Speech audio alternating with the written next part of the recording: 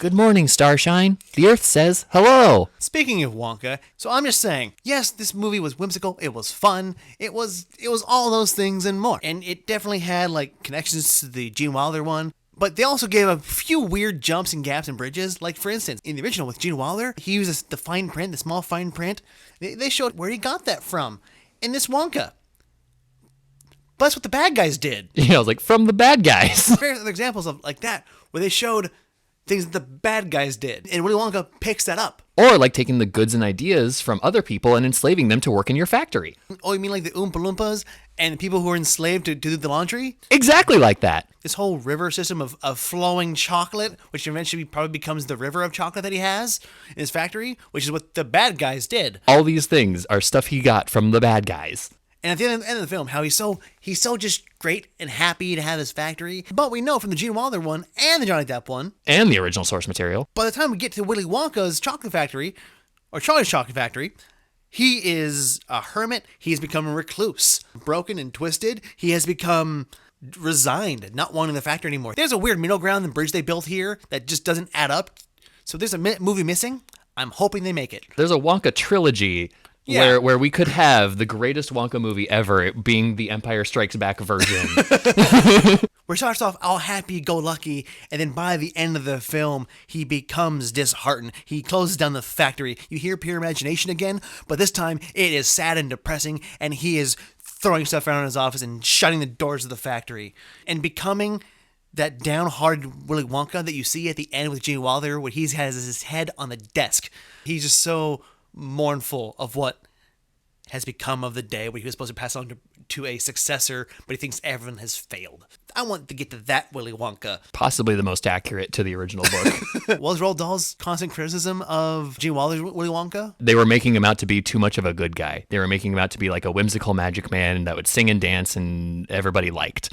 When in reality, he's supposed to be the bad guy. He's supposed to be the bad guy, which is fascinating because if you look at Wonka, this prequel, which seems happy-go-lucky and whimsical, they've built it up to transform him into the bad guy because all the things he's learning, these little subtle nuances that he's learning, lead him into becoming just like the people who enslaved Noodle and enslaved him. I'm just saying, the middle point between Wonka and Willy Wonka is, and should be, Willy Wonka swirling down that dark cave of chocolate nightmares and becoming a bad guy.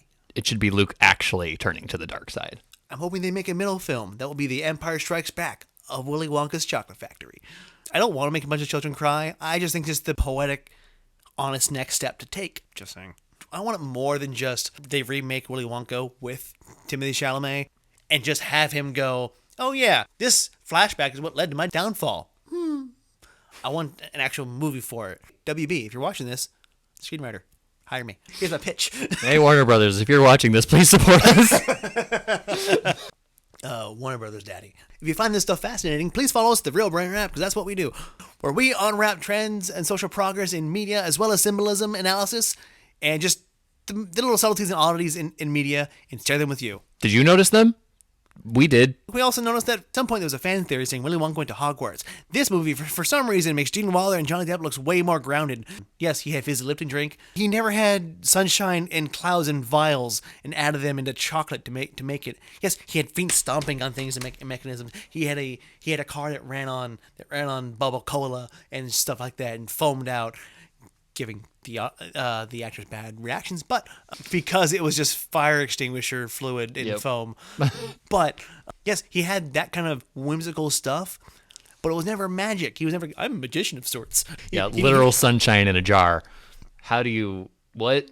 That's a Harry Potter thing right there. Yes, for me, I enjoyed it. It was fun. It was whimsical. I can talk about it though. It feels like it's closer to what the Weasley twins are. It's like an origin story for the Weasley twins instead of for Wonka for their shop where they sell all this magic candy, literally magic candy. If they ever do a remake of Harry Potter or a show some kind of otherworldly thing where they show their shop, I really want a book in the back that just has Wonka's name on it. I mean, they're both WB. Just saying. It's not that I want to see that. If I saw it, I wouldn't be surprised. But thank you for watching The Real Brain Wrap. I'm Greg. I'm Ty. Tune in next time where we talk about something else.